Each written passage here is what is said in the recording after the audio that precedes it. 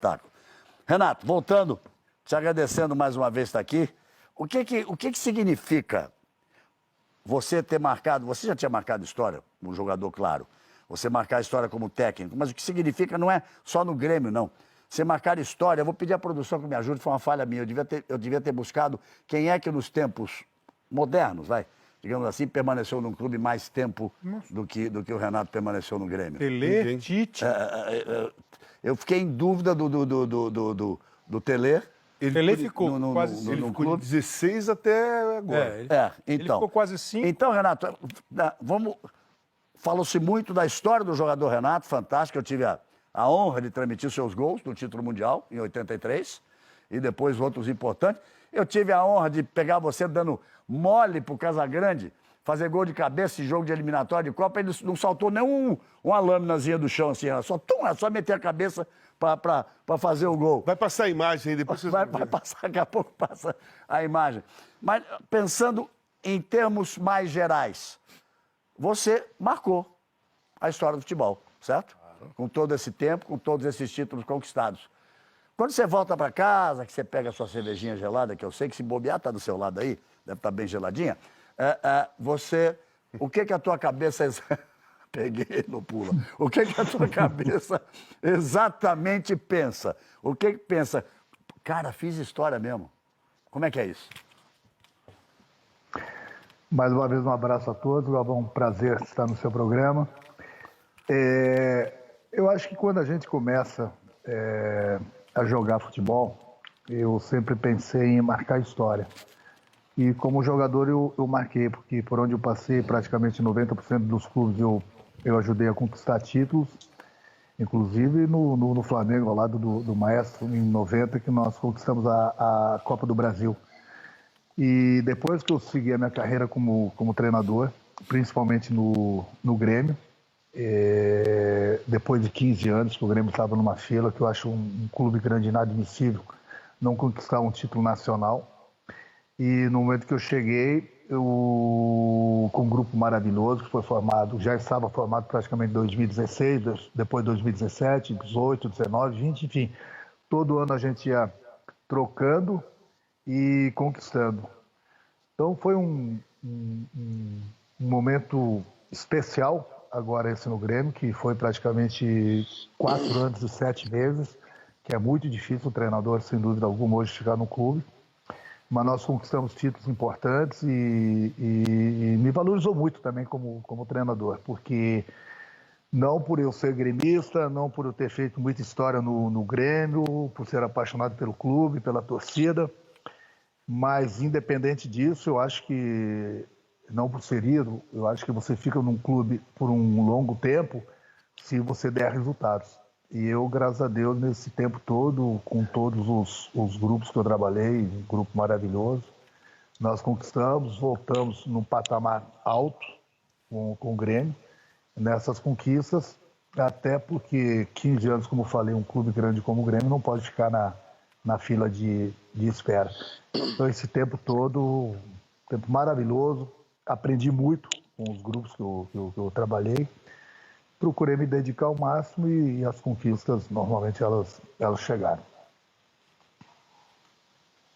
Renato, eu vou passar a bola para a nossa turma aqui, só tem craques aqui, mas tem uma pergunta aqui que não me sai da cabeça. Você saiu ou saíram com você? De peito aberto? Não, na verdade foi... Sim, não, na verdade foi falando muita coisa. Depois do jogo que o Grêmio foi eliminado da pré-Libertadores, eu estava ainda me recuperando da Covid e eu vi certas coisas de uma pessoa, não vale a pena comentar, que eu não gostei. Mas fui dormir. No dia seguinte, cedinho, tocou o telefone, era a Maricela, minha esposa, ela falou assim, arruma as malas e vem embora. Todo ciclo tem um início, um meio e fim. E aí me deu um estalo, realmente 4 anos e 7 meses, eu não vou ficar aqui escutando certas coisas de uma pessoa que não faz nada pelo clube, que não entende nada e fala um monte de besteira. E aí a minha ficha caiu, mais ou menos pela 1 hora, o presidente me ligou. Eu falei, o presidente, sei que vocês estavam numa reunião, mas independente da reunião de vocês, deixa eu falar uma coisa. Eu já arrumei minha mala. Eu tô indo embora porque eu acho que na vida as pessoas têm que ter respeito pelas outras, principalmente ídolos. E no momento que você tem uma pessoa num clube que não faz nada, bem pelo contrário, que atrapalha, então eu não vou ficar batendo boca com ninguém.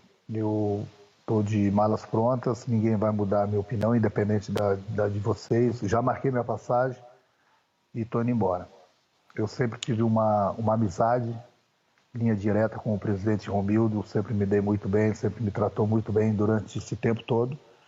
Eu acho que todas as decisões do clube que eram tomadas, eu tomava diretamente com o presidente nesse tempo todo. Sempre procurava tomar as decisões melhores para o clube, para o grupo. E foi assim que nesse tempo todo a gente conquistou esses títulos. Então acho que a maior prova disso, na véspera da minha viagem, quando eu já podia receber visitas por causa que eu já estava curado da Covid, o presidente Romildo foi me visitar no hotel e chorou bastante. Chorou bastante, me deu um abraço, assinei algumas camisas para ele. Chorei também, até porque a gente não joga fora 4 anos e 7 meses assim. Então foi um trabalho maravilhoso, de grandes conquistas. Fiquei muito feliz pela despedida da torcida, mandar um abraço especial ao pessoal da geral do Grêmio. Eu acho que os números não mentem. Os números estão aí, nós não iríamos ganhar todas. O Grêmio não ia, cada título, cada competição que entrasse, iria ganhar. Faz parte do futebol, você perder e ganhar, a gente sempre trabalha para ganhar, mas isso nem sempre é possível. Mas os números estão aí, foram 4 anos e 7 meses com 7 títulos. E, como já falei, o Grêmio entrou em outro patamar no futebol, não só brasileiro, mas mundial também. E eu achei que era hora de dar um descanso para a cabeça, curtir um pouco mais a minha família, meus amigos, porque praticamente esses 4 anos e 7 meses foram somente ponte aérea para cá, para lá, e fica difícil. Então tem horas que tem que dar um descanso para a cabeça e por isso que eu tomei aquela decisão, independente da decisão do clube. Mas, como eu falei, acho que a maior prova disso foi o presidente ter me visitado lá na véspera. E eu sabia que ele era totalmente contra a minha saída, mas chega uma hora que é bom descansar e descansar a cabeça, rever a família, os amigos, curtir o que mais gosto de fazer e daqui a pouco estou de volta. Daqui a pouco estou de volta. Ele deixou a curiosidade do tamanho do mundo, é um direito que ele tem. Ficou claro que é alguém de dentro do Grêmio. Não é nenhum jornalista, Posso falar, não é. Galvão? Não é nenhum. Se você pode, acha que pode falar, você fale já. Eu só quero terminar o assunto e vou para você. Mas ele deixou muito clara a satisfação. E acho bonito dizer, o presidente chorou, ele dizia, eu chorei. Chorar é muito bacana. Quando você tem uma ligação muito forte. Eu fiquei devendo uma informação aqui. Nós estávamos certos aqui, em tempos modernos, só o Tele Santana mesmo. Porque o Renato foram 419 jogos e o Tele Santana no Atlético Mineiro 434. Mas isso lá da época de 71, do título brasileiro, de 71. Porque antes disso, tem aqui, olha, o Lula no Santos, com 961 jogos, nos anos 50. O Flávio Costa no Flamengo, também, nos anos 50, com 784. O Oswaldo Brandão no Palmeiras, toda aquela trajetória do Brandão com 580 jogos. O Vicente Fiola no São Paulo, com 524. Bota anos 60 nisso. O Zezé Moreira, com 474 jogos no Fluminense. E o Oswaldo Brandão, que entra 2 vezes, porque ele fez 580 jogos no Palmeiras e 439 jogos no Corinthians. E aí vem Tele Santana, ou seja... Tudo de 50 anos para trás. Amigo, nós estamos em 2021. No terceiro milênio, ninguém se aproxima do Renato. Então era aí o número que eu queria chegar. Então agora, já que o Brasil inteiro ficou curioso, Saraiva, o problema é seu. Bom, como eu trabalho aqui na praça, para contextualizar para o Brasil inteiro, e o Renato, por favor, sinta-se à vontade para confirmar ou não o nome que eu vou citar, porque dentro do contexto do que o Renato está dizendo, no dia imediatamente anterior à saída do Renato, um vice-presidente eleito do Grêmio chamado Cláudio Oderich deu entrevistas logo após a eliminação do Grêmio na pré-Libertadores E foi a primeira vez, foi chocante ver a entrevista, porque pela primeira vez, de dentro do próprio Grêmio, uma voz de um dirigente do Grêmio levantava a oposição clara à permanência do Renato. E dizia que era preciso ouvir a voz das ruas, porque parte da torcida, e eu não vou arriscar se é maior ou menor, mas parte da torcida em redes sociais reclamava da eliminação e dizia não querer mais o Renato. De novo, não vou quantificar o quanto, mas havia essas mensagens. E destas mensagens se valeu o Cláudio Oderich, vice-presidente do Grêmio, para pedir uma reunião que aconteceu de fato no dia seguinte e que ao final dela o presidente se dirigiu até o Renato e o Renato já disse, olha, independente de vocês, eu é que estou indo embora. E aí eu quero perguntar, primeiro, Renato, se você confirma ser esta a pessoa a que você se refere, e segundo, você tinha pedido pelo menos 2 jogadores que estavam chegando, com os quais você contava para começar outro ciclo no Grêmio, porque você começou o ciclo perdendo o Wallace, perdendo o Arthur, perdendo o Luan, perdendo o Everton, perdendo o Pedro Rocha, e sempre começou de novo e foi campeão, hora nacional, hora continental, hora estadual. E você parecia disposto a começar um novo ciclo com os jogadores que você pediu e chegaram, o Rafinha e o Thiago Santos. Foi só depois mesmo dessa entrevista que você disse, deu para mim? Ou você tinha mesmo planos e acreditava que você ia começar um outro time de uma outra forma para ter sucesso, Renato? Olha, Maurício, dessa pessoa, o se é ela ou não quero tocar no assunto, porque eu não vou dar moral para uma pessoa que atrapalha. Que atrapalha. Essa pessoa, infelizmente, dentro do Grêmio, ela tem vontade de ser presidente do Grêmio, mas não vai ser nunca porque não tem condições. Essa que é a realidade da vida. Então, eu falo um monte de besteira, mas deixa para lá. Vamos para frente, isso mesmo. Vamos para frente. Quando eu renovei o meu contrato com o presidente, eu falava assim para vocês, em 5 minutos eu resolvo o problema. O presidente veio no Rio, eu conversei com ele, em 5 minutos a gente resolveu. Só que eu falei, presidente, a gente precisa reforçar o nosso grupo, porque a gente só está vendendo, a gente precisa repor jogadores de qualidade para a gente poder brigar por mais títulos. E ele falou, eu vou te dar 3, 4 jogadores, e 3, 4 jogadores bons para a gente reforçar bem o nosso grupo. E nós tentamos, eu mesmo estava conversando com vários jogadores para eles virem, que eu estava fazendo também esse papel, eu conversava com os jogadores, só que aí entrava a parte financeira, que a parte financeira não cabia a mim, cabia sim ao clube. E eram contratações caras. Só que os nomes começaram a vazar para a imprensa. E no momento que os nomes começavam a sair, os clubes de fora começavam a pedir mais por esses jogadores. E aí as coisas começaram a dificultar. Mas todo ano a gente perdia jogadores, vendia jogadores, formávamos os jogadores, a gente mudava o nosso grupo e a gente continuava conquistando. E esse ano, com certeza, não ia ser diferente. Só que, aquilo que eu falo, tem horas que não dá para ficar escutando besteira. Então, achei que era hora de dar um descanso. O próprio Rafinha e o Thiago Santos são 2 jogadores que, com certeza, vão ajudar bastante, como já estão ajudando o grupo do Grêmio. Agora, a gente sabe que a gente precisa, no caso, na época, de mais reforços. E esses reforços, provavelmente, de repente, podem chegar para o Campeonato Brasileiro, para a Copa do Brasil. Aí já cabe agora à diretoria, o presidente do Grêmio decidir isso, e ao Thiago. Mas é importante reforçar, porque se você só perder, você vai perdendo a força do grupo. E é importante, principalmente as competições que o Grêmio disputa, são competições importantíssimas, difíceis, e quanto mais forte o grupo tiver, mais chance de você conquistar. Mas já passa a ser agora um problema lá do pessoal do Grêmio, não é mais meu, mas acho que o mais importante de tudo aquilo que eu falei foi o legado que ficou, as conquistas. Já sinto saudade da torcida do Grêmio, do grupo do Grêmio, que é um grupo maravilhoso, dos funcionários. Mas é como eu falei, o ciclo ele tem início, meio e fim, os números estão aí, e agora é curtir um pouco minha família, meus amigos, quem sabe o Júnior, que é meu vizinho na rua de trás aqui.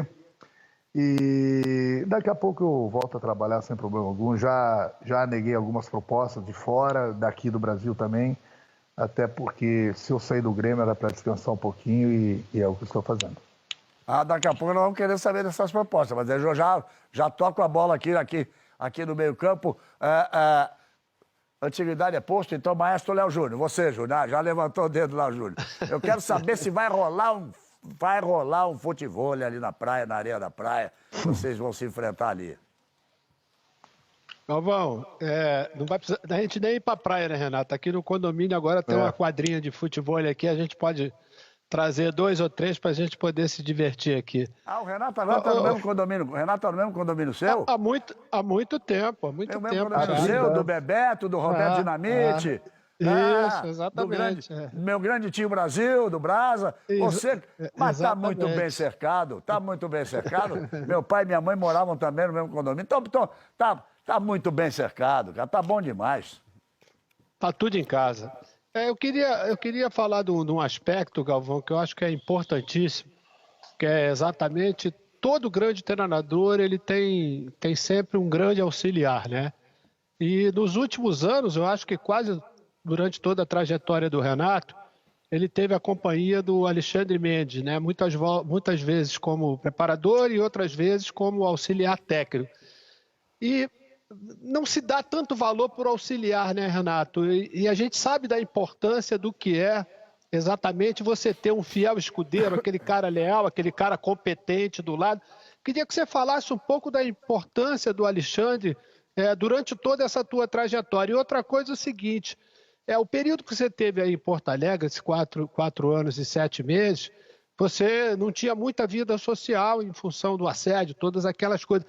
Isso aí te ajudou também na tua, vamos dizer, composição, né, como treinador durante esse período todo de mudança? Essas duas curiosidades aí em relação. Perfeito, Júnior. Lá em Porto Alegre todo mundo sabe, né? Até pelo assédio não só da torcida do Grêmio, mas muitos lugares que eu, na hora de viajar, coisa assim, no hotel, muitos torcedores do Internacional também vinham e faziam foto, mas eu sempre me prontificava, fazia as fotos e para mim no lugar público lá em Porto Alegre era um pouco difícil porque não que era uma coisa impossível, mas quando eu sento numa mesa para trocar ideias, conversar com os amigos, tomar um chopp, eu gosto de ficar à vontade e lá para mim realmente era um pouco difícil. E para você ver também, Júnior, eu morei e eu adorava. Mas não é nada fácil. Eu morei dentro de um quarto de hotel durante quase 5 anos. Então, para mim, ficava um pouco difícil. Eu já não podia sair, ficava dentro de um quarto de hotel. Vivia dentro de um hotel, no quarto de hotel, dentro do avião, quer dizer, viajando toda hora, quer dizer, eu não tinha vida social. Então, realmente, chegou um momento que eu achei que era hora de dar um descanso para o corpo, para a cabeça, procurar viver um pouquinho a vida, alguns dias para descansar, como eu falei, trocar de ares um pouquinho. E quanto ao Alexandre, lógico que ele é meu fiel escudeiro, é importante qualquer treinador ter uma pessoa assim de confiança, uma pessoa que vai te ajudar sempre em todos os momentos, e todo mundo sabe que ele é meu fiel escudeiro, ele começou como preparador físico, depois eu tornei ele auxiliar técnico, e é uma pessoa de minha confiança. Em qualquer clube que eu vou, eu levo, até porque é uma pessoa importante e todo treinador tem 2, 3 pessoas de confiança para levar para algum clube que ele for trabalhar, porque é necessário ele ter essas pessoas na comissão técnica. Mas, além do mais, eu tinha outras pessoas também lá no Grêmio, que são pessoas permanentes, pessoas que me ajudavam bastante. Enfim, eu não tinha do que me queixar do clube, bem pelo contrário. Agora, todo mundo sabe que foi a primeira vez que eu levei o Alexandre foi quando eu fui pro Vasco, se não me engano, em 96. E a partir daí a gente começou a trabalhar juntos. É uma dupla que tem dado certo e tem dado a resposta nos clubes por onde a gente passa. Kleber, casa, fica à vontade. Vou perguntar um negócio nessa linha que vocês estavam falando. Você mostrou uma lista de treinadores que ficaram muito tempo nos clubes. Eles todos pararam nos anos 70. Aí, quando você vem... Tele foi um pouco mais. Não, o Tele no Atlético, né? Anos 70. Aí você pega o Tele no São Paulo, anos 90, ele ficou uns 5 anos. Tem o Muricy que ficou no São Paulo. O Tite no Corinthians, o Muricy no São Paulo. É tudo assim, 3, 4 anos. E eu ouço muito, Renato, eu queria ouvir a tua opinião sobre isso, que o próprio treinador acha, você está falando em ciclo, às vezes o próprio treinador acha que deu para ele, independentemente dos resultados. E o treinador ele não se sente confortável em continuar um trabalho. Você falou de resultado, óbvio. Você ficou 5 anos no Grêmio, porque o Grêmio ganhou. E o clube faz menos questão ainda de manter um trabalho. Como é que você enxerga essa situação? O clube é muito temperamental e o treinador, às vezes, não quer ficar também criando raiz num lugar. Isso atrapalha o desempenho, o desenvolvimento de um bom trabalho, você acha? Depende do clube, depende da liberdade que você tem, depende do grupo que você tem. Eu passei, volto a repetir, Kleber, momentos maravilhosos. Eu não tenho uma queixa para fazer do meu grupo. Sinto saudade de todos os jogadores. Foi uma coisa até bastante emocionante. Uns 4 dias antes de eu voltar para o Rio de Janeiro, eles estavam concentrados, o Grêmio concentrava no mesmo hotel que eu vivia. E em um certo momento, eu já estava bom da Covid, sábado à noite estavam concentrados, aí daqui a pouco, umas 9 horas da noite, o grupo todo invadiu o meu quarto. E realmente foi uma coisa muito emocionante. Uns 30 jogadores invadiram, estavam muito tristes pela minha saída. Foi uma coisa que realmente mexeu muito comigo. Eu ali na hora me controlei. Era 1h da manhã, eu expulsei todo o grupo do meu quarto. Falei, olha, vocês precisam ir embora, vocês precisam sair, vocês têm jogo amanhã. Fico agradecido, fico muito lisonjeado com tudo isso, mas vocês precisam dormir.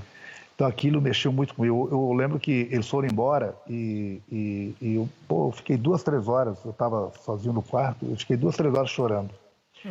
Aí o Mateuzinho, o Diego, enfim, todos os jogadores começaram, não, segunda-feira a gente vai fazer um churrasco de despedida para você, que é a nossa folga, enfim. E eu pensei no domingo, falei com eles, eles insistiram, eu não quis que eles fizessem esse churrasco para mim. Na segunda-feira, justamente por causa disso, eu estava muito emocionado e eu falei, não, meu coração não vai aguentar. Então, para você ver a proximidade que eu tinha com o meu grupo, e mesmo mudando de ano em ano, o próprio Thiago Nunes, ele me ligou, uns 3 dias depois que eu estava no Rio de Janeiro, falei, uma das únicas coisas que eu pedi para ele, falei, olha, você está chegando num clube grande, um clube maravilhoso, que vai te dar todas as condições de trabalho, você vai trabalhar com um grupo maravilhoso, uma torcida excepcional, cuida bem desse grupo. E esse grupo a gente sempre fez a dedo, e é um grupo que, fique bem claro, o Galvão e todo mundo na mesa, que é uma coisa normal acontecer, uma discussão entre um treinador e um jogador, o treinador expulsar o jogador do treino, enfim, um problema normal que acontece em qualquer clube, sempre aconteceu e vai continuar acontecendo. O Júnior, no Casagrande, que foram jogadores, sabem disso. E eu me sinto orgulhoso que em 4 anos e 7 meses eu nunca precisei tomar uma atitude dessa com qualquer tipo de jogador do Grêmio, com todos os grupos que eu trabalhei lá. Então, a minha maneira de trabalhar, em primeiro lugar, o diálogo. E nunca nenhum jogador me deu qualquer tipo de trabalho. E isso eu falei para o Thiago Nunes. Cuida bem desse grupo, você está pegando um grupo que realmente esse grupo é maravilhoso. Foi com essas palavras que eu passei a palavra para ele e troquei algumas ideias com ele. E já sinto saudade desse grupo, porque realmente não são 4 anos e 7 meses, não é assim que você vai esquecer as coisas. Falo com todos os funcionários quase que diariamente, então é uma coisa que marcou muito, mas como falei, né, o ciclo ele tem início, meio e fim, eu achei que esse era o momento de dar um descanso para minha cabeça. O cara que machucou, o cara machucou bastante, porque com tanto de lágrima que ele já falou, o cara deu no meio para ele resolver ir embora. Não, mas ele, acho que era cortar esse ciclo tão importante que ele começou menino, cara, quando ele desceu da serra. Alguma coisa incomodou demais, quando desceu lá da serra. Quando desceu da Serra Gaúcha, da família dele lá. Ele tinha acabado de renovar, então o cara pegou pesado. É uma coisa rara, né, não, cara? Mas veja bem, o Galvão. Fala, Galvão, fala. Você escutar certas coisas de uma pessoa que entende, de uma pessoa que faz alguma coisa pelo clube, uma pessoa que ajuda o clube, você engole. Você escutar coisas da pessoa que não faz nada pelo clube, só atrapalha. E se eu contasse as minhas histórias aqui dessa pessoa, eu queria ver como é que ela ia viver em Porto Alegre, mas eu vou ficar calado. Então tem horas que cansa por causa disso. Só isso. Pegou. Ô, Galvão. Fala. Galvão, não, só para aproveitar isso aí, porque... Fique à vontade. Não, que em 2004 eu vivi um pouquinho disso aí, né? Entendeu? Vivi um pouquinho disso aí quando eu fui diretor técnico do Flamengo em 2004. Sabe qual é o problema, Renato? E isso, quem foi ídolo do clube, trabalha dentro do clube, não adianta porque existem sempre aquelas pessoas, como você disse, que não têm capacidade, são invejosas, são frustradas e infelizmente, né, por parte, ainda mais você que estava conseguindo, né, atingir todos os objetivos do clube durante aquele período. Então, essa ponta de inveja, ela termina se traduzindo, vamos dizer, em palavras, né? Como? Né? Exatamente como você disse, você estava no meio de um ciclo, né? E via possibilidade de continuação, mas certas coisas não dá para você digerir, né? Ainda mais depois de tudo que foi feito. Então, isso não vai acabar nunca, né? Esse é um problema, porque esses dirigentes não são profissionais, né? Esses dirigentes são dirigentes voluntários, né? E eles têm, sabe o quê? Muita autoridade e pouca responsabilidade. Isso eu aprendi exatamente e muita lá em 2004. Né? E muita passionalidade também, né, Júnior? Mas a paixão ela tem que existir, mas ela tem que ser racional, né, Galvão? Principalmente quem está no comando, né? Quem está no comando, ela tem que ser mais racional ainda, entendeu? Porque exatamente em alguns momentos, né, qualquer palavra fora de hora, mas eu acho que isso vai muito mais pelo lado pessoal da pessoa. Não conheço, hein, de quem ele está falando. Estou apenas generalizando que muitas vezes, né, esse tipo de situação, essas ingresias que começam a acontecer entre treinador, elas partem muitas vezes da parte dirigencial. É por isso que eu usei a expressão, separei bem a expressão de apaixonado por passional. Né? O passional, ele acaba metendo os pés pelas mãos. Casagrande está na sua vez, eu só queria dizer uma coisa, cara. Todo mundo sabe a paixão, o amor, ele falou, chorou 3 dias, depois chorou mais outro dia, depois chorou mais outro dia. A paixão e o amor que ele tem pelo Grêmio, essa ligação que ele tem com o Grêmio. Enquanto ele não estiver trabalhando em outro lugar, cada vez que ele liga pro Grêmio, já imaginou o peso desse torcedor? As derrotas que podem vir pelo Grêmio, o Renato ainda ali, né? O lance que eu queria fazer... Tocar o telefone do Thiago, Renato. O lance que eu queria perguntar pro Renato é o seguinte. Fala, Renato, beleza? Prazer em falar com você, cara. O seu trabalho foi muito bem sucedido. Foi um dos melhores trabalhos dos últimos anos de um treinador numa equipe de futebol. Eu acho que tem muito mais peso o que você fez no Grêmio, porque você era um cara que não era muito... as pessoas não acreditavam muito que você ia levar a sério uma profissão de treinador, porque você aparecia muito jogando na praia futebol, ia no Fluminense, saía à praia, tal. E as pessoas tinham muitas dúvidas de que você iria pegar um trabalho mesmo seriamente. E você pegou o Grêmio e virou um treinador ali, nessa passagem do Grêmio, virou um grande treinador. Você fez coisas maravilhosas, não dos títulos que eu estou falando, de tratamento com o jogador, buscar jogador desacreditado e fazer o cara jogar, sabe? Subir garoto da base e colocar para jogar no time titular e o cara desempenhar, né? Você fez muito essas coisas. Eu queria perguntar para você o seguinte, o que você não faria se você voltasse no tempo, nesses 4 anos e meio que você teve no Grêmio, com o seu trabalho, relacionamento com a imprensa, você acha que o seu relacionamento foi bom? Eu achei que nos últimos tempos você estava sendo muito irônico com a imprensa, um pouco debochado. Eu até falei aqui no Bem Amigos, eu falei, pô, o Renato tá meio estranho, acho que ele já tá meio... não tá tendo paciência de ficar ouvindo coisas, né? Então eu queria te perguntar isso. Quais foram os trabalhos com jogadores específicos que te deu mais prazer nesses quase 5 anos? Nesses 5 anos, quais os trabalhos que te deu mais prazer de se olhar e falar assim, pô, eu fiz isso daqui. Eu busquei esse cara e coloquei ele de novo na vitrine. Ou eu peguei esse moleque e fiz ele ser vendido pro Benfica, por exemplo. Né? E o que você não faria? O que você mudaria no Renato nesses 5 anos aí? Para ser até um melhor treinador. Boa, Casa. Boa, Casa. Às vezes, talvez um certo tipo de declarações, mas às vezes também é difícil, porque a minha briga não era com a imprensa nacional, era com as 2, 3 pessoas lá no Sul, que vocês não convivem lá no Rio Grande do Sul, e às vezes era muita besteira que falava, e de vez em quando você tem que mostrar que tem gente em casa. Mas talvez esse certo tipo de declarações, hoje, eu não daria. Não daria porque estava também meio estressado, muito tempo, muita coisa que chegava, e eu gosto de comprar muito barulho do meu grupo. Eu protegi o meu grupo de todas as formas.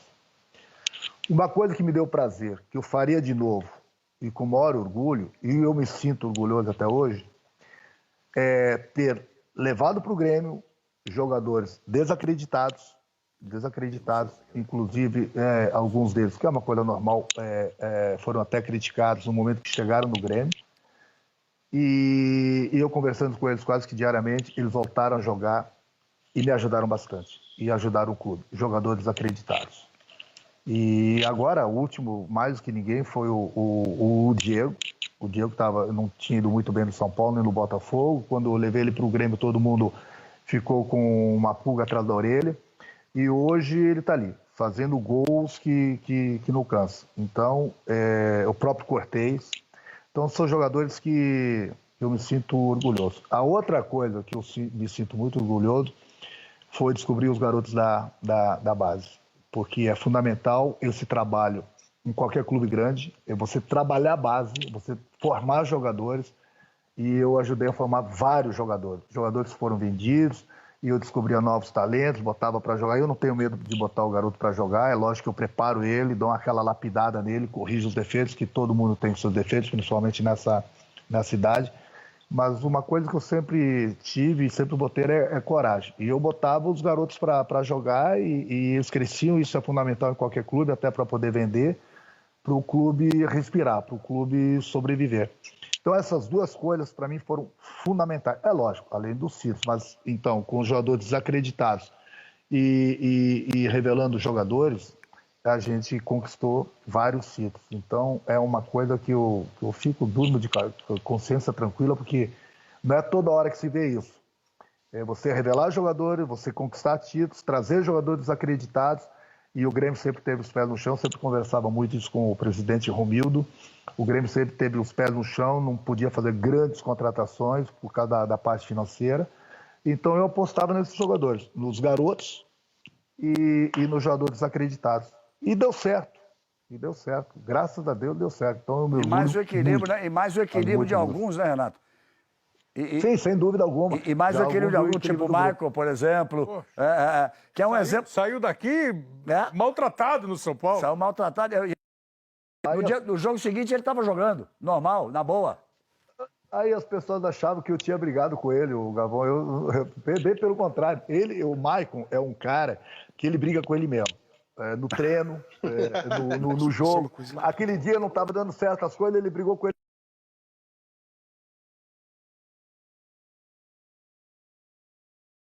Ele mesmo pegou e saiu direto. Maicon é um super amigo meu. Mas você deu aqui para falar o português, claro, você deu uma sacaneada nele na saída. Você falou uma coisinha de brincadeira para ele, não falou, não? Eu brinco com ele durante o jogo, brincava com qualquer jogador e brincava com ele no vestiário. Para você ter uma ideia, ele pediu perdão para o grupo no dia seguinte e eu multei o Maicon. Não, ele não falou nada a meu respeito, não falou nada de ninguém, mas pela atitude dele. Então essas coisas ninguém sabe. E eu multei o Maicon. O Maicon, eu sempre falava para ele, o Maicon é um jogador que, infelizmente, tem algumas lesões que o perseguem, é uma coisa normal num jogador da idade dele. Mas se o Maicon hoje, eu não digo nem 10 anos, se o Maicon tivesse 5 anos a menos, pode ter certeza que seria jogador da seleção brasileira, porque é um jogador. Deixa eu completar só um negócio. Saraiva, só uma coisinha que tem a ver com isso. Por favor, vai lá. Eu tô nessa lista aí também, só uma pequenininha depois também. Vambora, gente. Nós passamos. Peraí, deixa eu dizer uma coisa, deixa eu confessar aqui pro telespectador. Nós estamos esperando há uns 2 anos que ele vem aqui, tá? Rapaz, pra quem não viu ele jogar, vocês não têm ideia como ele driblava em velocidade. Ele me driblou umas 48 vezes, eu caí pra fora do campo. Mas era cada história que ele contava pra não vir, que vocês não imaginam. Então fica todo mundo à vontade. E hoje aqui. Renato. Reto, né, Galvão? Renato, Fala, explica pra gente como era o processo de você contratar um jogador desacreditado e o clube topar a contratação. Você ligava pro cara, vou dar um exemplo, né, que eu acho. Você liga pro Diego Souza e fala, Diego, quero trazer você pra cá. Pô, mas você tem que batalhar, você tem que confiar em mim, você tem que se entregar, porque eu vou ter que convencer os caras lá. Como que era esse processo de diálogo? Quando você ia falar com o presidente do Grêmio, você já ia seguro que o cara tinha te prometido um empenho. É assim que você fazia? Sim, perfeito, Casa.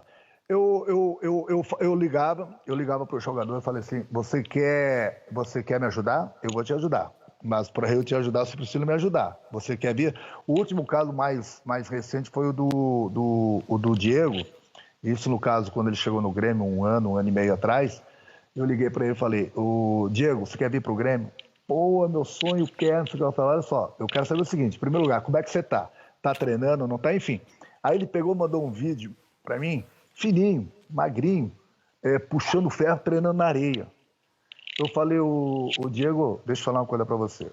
Eu vou comprar teu barulho aqui, eu vou falar com o presidente e vou te trazer. Mas eu quero saber o seguinte, de que ano é esse vídeo? Aí ele falou, não, é da semana passada.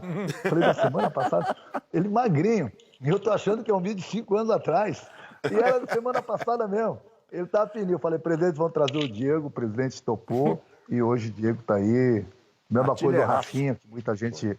O Rafinha, eu falei, presidente, o Rafinha jogou até 5, 6 meses atrás, em alto nível, foi campeão do Flamengo, estava jogando bem lá fora. Não importa a idade, para mim não tem idade, não tem salário, não tem nome. Para mim o que o jogador fazer no campo. E o Rafinha está aí hoje, jogando e jogando muito no Grêmio também. Então, no momento que eu ligo para o jogador e sinto firmeza, se eu estiver num clube, como agora no Grêmio, se eu sentir firmeza no jogador, pode ter certeza que eu vou trazer, porque eu sei que ele vai me ajudar. Pode ter certeza absoluta que ele vai me ajudar, porque é o diálogo que eu tenho, a conversa que eu tenho, as trocas de ideias, entendeu? Tenho certeza que se o jogador me promete, eu vou te ajudar. E foi nisso. Lógico que nós não vamos acertar 100%. É isso que eu queria saber, não queria que você dissesse nome. Mas alguém te jogou alguma casca de banana pra você escorregar? Conta uma derrota.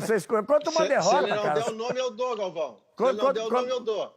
Conta uma derrota, ninguém vive só de vitória, né? Eu digo sempre que o esporte, tem derrota. e nós todos aqui vivemos no esporte, eu digo o seguinte, o esporte é a grande escola da vida, né? O esporte nos ensina a lutar com todas as forças pela derrota, mas também nos ensina, pelas vitórias, mas também nos ensina que algumas derrotas são inevitáveis. E às vezes as derrotas ensinam mais do que as vitórias. Conta uma derrota aí. Deixa o Maurício falar os nomes aí que eu completo. Olha só, não vai me dar carrinho, hein, Renato? Vai fazendo sim nomes. Ou não, pô. Eu vou citar 2 nomes, o Kleber, Galvão, Júnior, Casa. E o Renato, que está com a gente, vai confirmar ou não, porque hoje ele está papo reto, eu acho que vai confirmar sim. Um deles, ele saiu do programa para ir conversar com um cara no hotel, Diego Tardelli. Estava indo bem, amigos, comigo, com você, com todo mundo. O Diego Tardelli, o Renato queria para 9. E o Tardelli ouviu isso do Renato. Chegou aqui, deu, 15, 20 dias, ele disse, eu não queria ser 9. Ele foi no microfone para dizer, eu não queria ser 9. E eu fiquei surpreso porque o Renato o convidou para ser 9. O 9 que o Renato queria, do jeito dele. E o Diego Tardelli passou todo o tempo sem dar resposta, sem que o Renato deixasse para trás a tentativa de fazê-lo dar resposta. O Renato dava chance e ele respondia muito menos. E o outro nome veio junto com o Diego Souza, na mesma condição, e infelizmente para ele e para o Grêmio a resposta foi muito pequena. E acabou saindo, que foi o Thiago Neves. Esses são os 2 nomes que eu citaria por conta própria, Renato, de uma tentativa sua e que acabou não dando certo nenhuma delas por questões que não têm a ver com você. Faltou a resposta dos jogadores.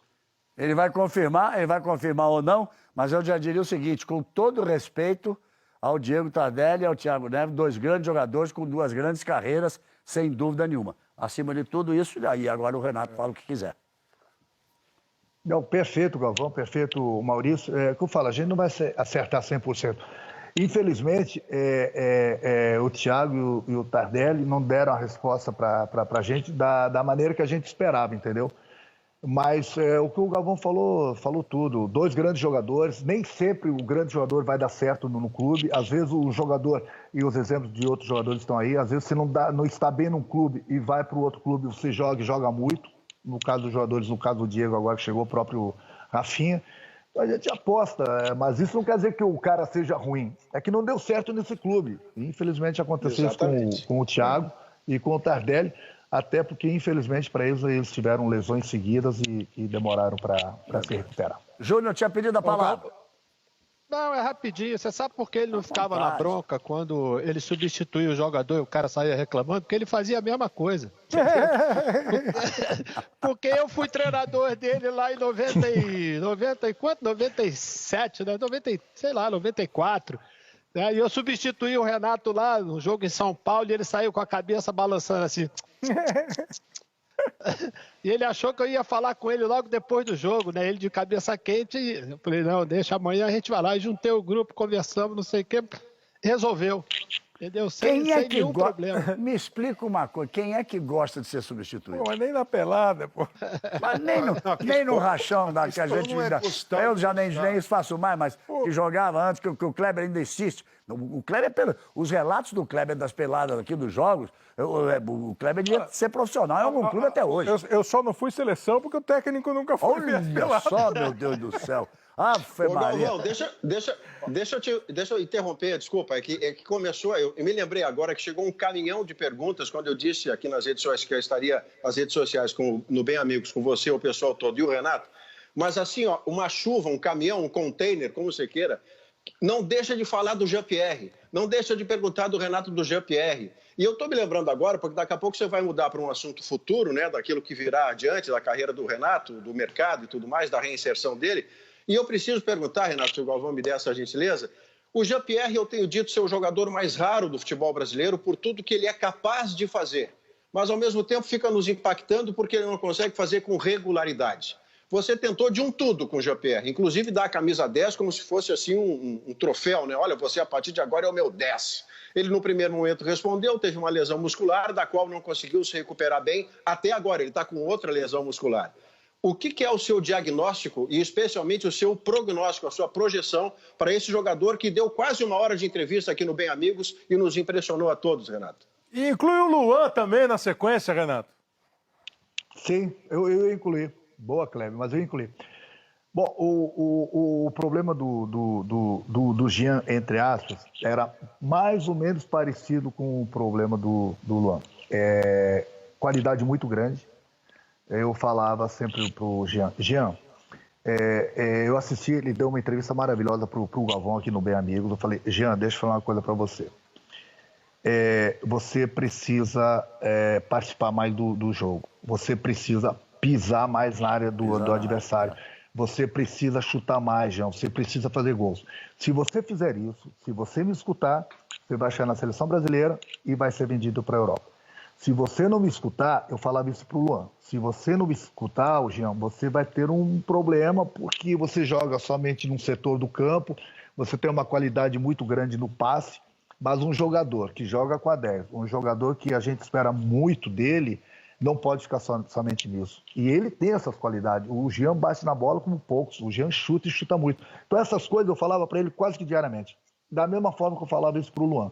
Se você não pisar na área, se você não fizer gol, se você não chutar gol, você vai ficar somente nesse canto do campo, servindo os teus companheiros. Muitas vezes eu pegava o vídeo e mostrava pro Jean. Olha só, Jean, você começou a jogada. Olha o passe que você deu pro lateral cruzar. Olha o passe que você deu pro teu atacante fazer o gol.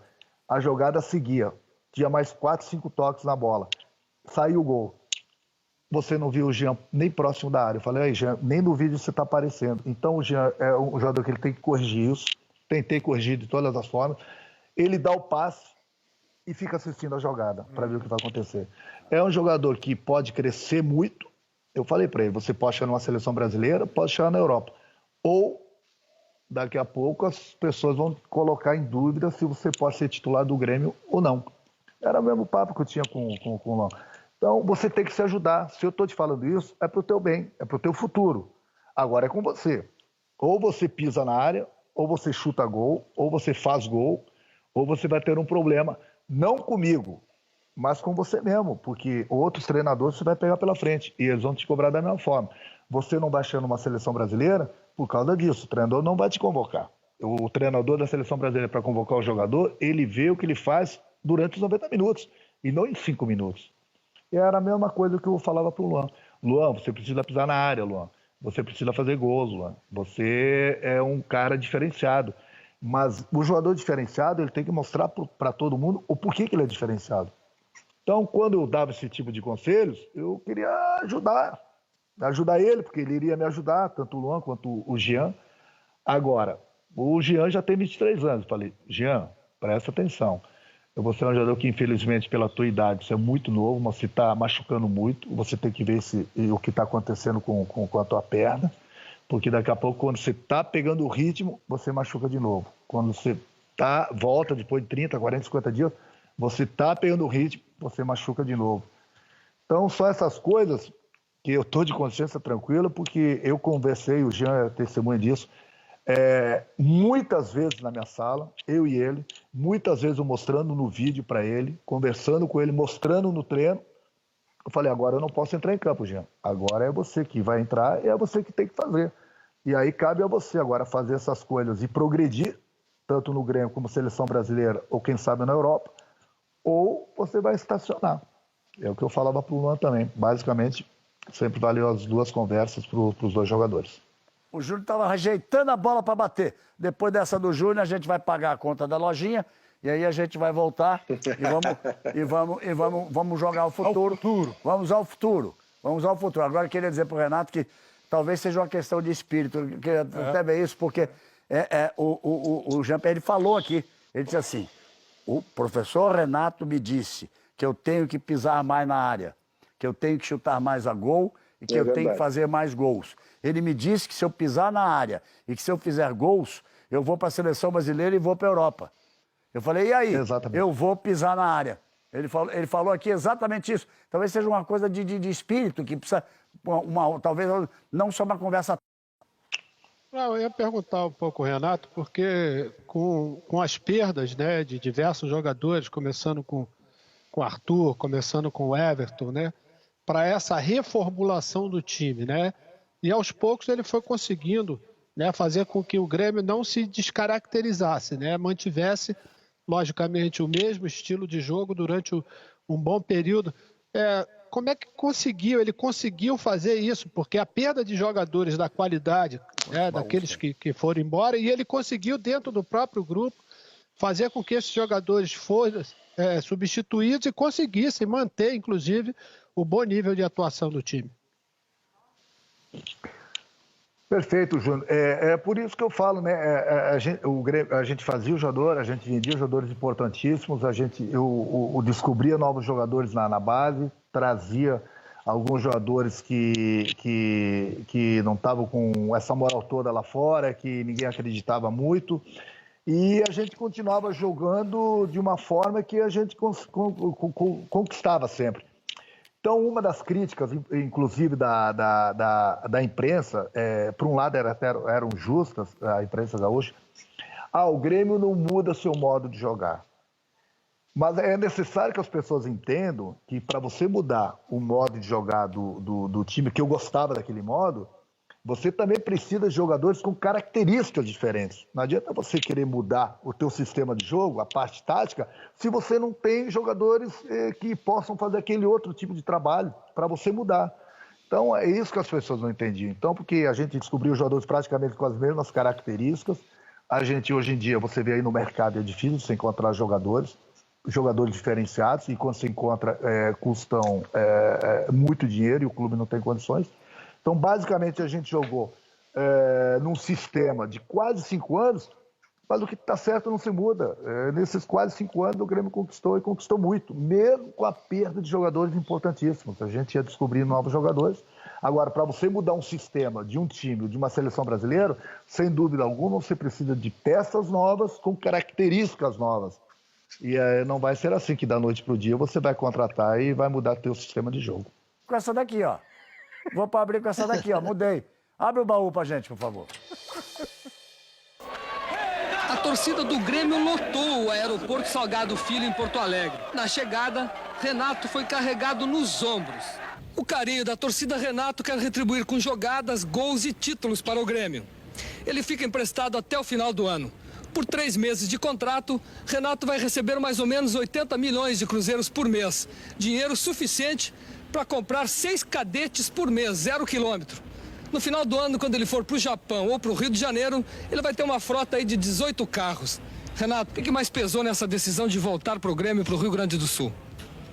Eu fico feliz de voltar porque foi aqui que eu comecei, aqui eu me sinto em casa. Hoje é o primeiro dia que eu volto e praticamente parece que eu nem saí. Gaúcho que renega a origem não tem perdão e nem andar na rua pode. Renato sabe disso, nem pensa em pôr os pés para fora do hotel em Porto Alegre e prefere esperar aqui pelas visitas. Eu me considero mesmo o inimigo número 1, Tino, até porque na maioria das vezes que eu enfrentei o Internacional eu levei a melhor. Estrear na Taça Libertadores já era mais que o suficiente para justificar o entusiasmo. Um dos motivos que levaram Renato a optar pelo Flamengo em 93 foi justamente o desafio de voltar a Tóquio. Agora, começar esse desafio, tendo pela frente o Internacional, aí já é instigar demais. Eles gostariam que eu jogasse no Internacional.